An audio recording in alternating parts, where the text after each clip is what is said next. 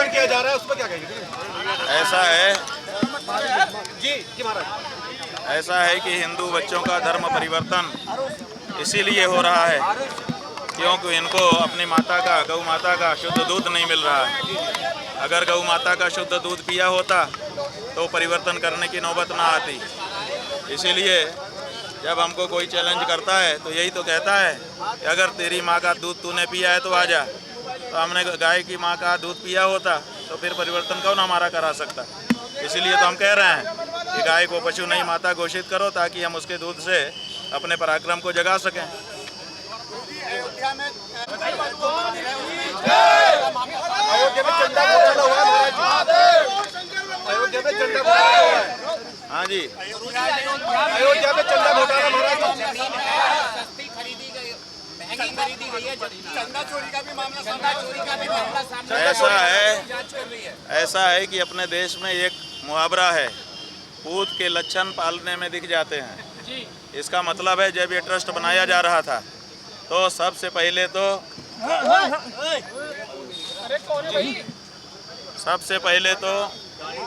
सरकार का 1 रुपया, एक सरकार, सुनो भाई, जब ट्रस्ट बनाया जा रहा था राम जन्मभूमि के लिए, राम जन्मभूमि शुद्ध रूप से धार्मिक मामला था, लेकिन इसमें सरकार कूद पड़ी। उसने अपने सरकारी खजाने से, उस खजाने से जिसमें गाय की मांस बिक्री का पैसा भी रखा जाता है, अन्याय का पैसा भी रखा जाता है, टैक्स का पैसा रखा जाता है, उसमें से निकाल करके 1 रुपया दिया, तब ये ट्रस्ट स्थापित हुआ। तो इसके अब मूल में ही, बीज में ही गड़बड़ी है। दूसरी बात यह है कि जब बड़े बड़े धर्माचार्य वहाँ उपस्थित थे तो धर्माचार्यों के ट्रस्ट को क्यों ठुकराया गया। तीसरी बात यह है कि जिन पक्षकारों ने न्यायालय में पक्षकार बन करके हिंदुओं की तरफ से मुकदमा लड़ा था, उन पक्षकारों को क्यों साइडलाइन किया गया और क्यों अपने विश्वस्त लोगों को ट्रस्ट में बैठाया गया। अपने पालतू विश्वस्त लोगों को ट्रस्ट में बैठाने का मतलब ही था कि आगे चल करके हमारी नीयत थी कि हमको चोरी करना है, ऐसे खास लोगों को बैठा दो ताकि बात बाहर ना जाए। तो जो जिस काम के लिए ट्रस्ट बना था वो काम हो रहा है।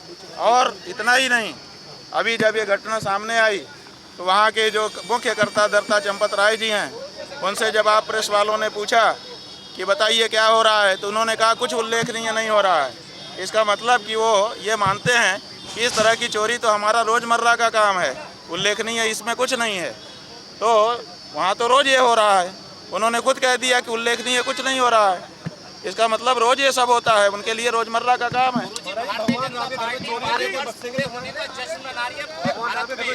हाँ जी, अरे भगवान राम को चोरी कर लें लोग। आप ये बताइए, आप लोगों को पता नहीं है जो रामलला वहाँ पर दिसंबर 1950 में प्रकट हुए थे, उनकी मूर्ति कहाँ है इस समय? वो तो चोरी ही हो गई ना, पहले ही वो चोरी हो चुकी है। ये मूर्तियाँ तो बाद में ला करके रखी गई और अब उस मूर्ति को भी हटा करके इन्होंने नई मूर्ति खड़ी कर दी, वो मूर्ति भी गायब हो जाएगी। वहाँ तो भगवान राम की चोरी हो चुकी है, आप उसकी बात कर रहे हो, चंदा की। बात यह है कि मुकदमा कौन दर्ज कराएगा। जब हमने वही कहानी बताई, एक आदमी का फाउंटेन पेन और घड़ी चोरी हो गए, थाने गया रिपोर्ट लिखवाने और वापस होने लगा। थानेदार ने पूछा रिपोर्ट लिखवाने आए तो क्यों नहीं लिखा रहे हो? बोला कि रिपोर्ट लिखाना व्यर्थ है जब आप ही हैं चोर और फाउंटेन पेन से लिख रहे हैं और घड़ी बांधे हैं मोर, तो किसको रिपोर्ट लिखाएं? साफ साफ है, जो चोर है वही, वो क्या रिपोर्ट लिखाएगा। होना ये चाहिए कि बाकायदा जो है रिपोर्ट दर्ज हो और संतों को, धर्माचार्यों को, शंकराचार्यों को और बड़े धर्माचार्यों को जिनकी डिग्निटी है, उनकी जांच कमेटी बना करके जांच किया जाना चाहिए। भारतीय जनता पार्टी 12 वर्ष पूरे होने का जश्न पूरे भारत में मना रही है। बात यह है कि कौन कितने लंबे समय तक रहा ये बहुत मायने नहीं रखता है, किसने कितना काम किया ये मायने रखता है। काम बताओ, काम क्या किया 12 साल में? 12 साल तो बहुत बड़ा होता है, सही है, लेकिन इतने में तुम्हारे काम गिनाने लायक कितने हैं वो तो बताओ। 12 साल गिना रहे हो, काम क्या है?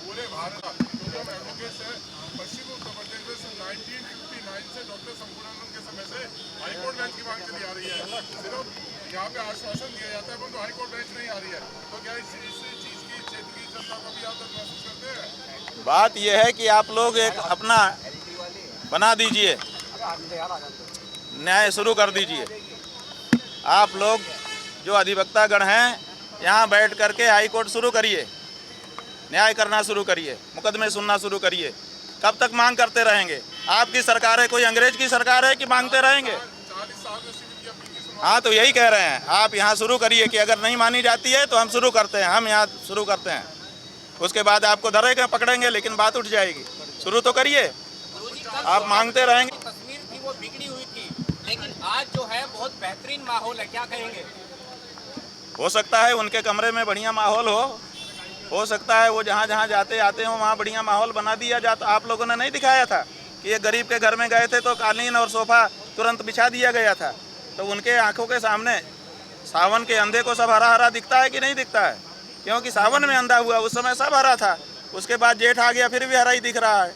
तो जब वो जहाँ जाते हैं वहाँ अच्छा माहौल बना दिया जाता है, तो वो क्या गलत कह रहे हैं? बिल्कुल सही कह रहे हैं। उनके सामने लग सकती, उन्होंने कहा था मैंने बहुत अच्छी व्यवस्था की है। उनके मंत्री धर्मपाल ने कहा था कि हमने 12 लाख गायों को आश्रय स्थल बना करके बहुत सुंदर कर दिया है, 2000 करोड़ का बजट निकाला है। अभी जब हम ग्राउंड पे जा के एक एक जगह देख रहे हैं तब हमको हकीकत का पता चल रहा है। वो कहाँ गए हैं ग्राउंड पर, इसीलिए उनको पता नहीं है।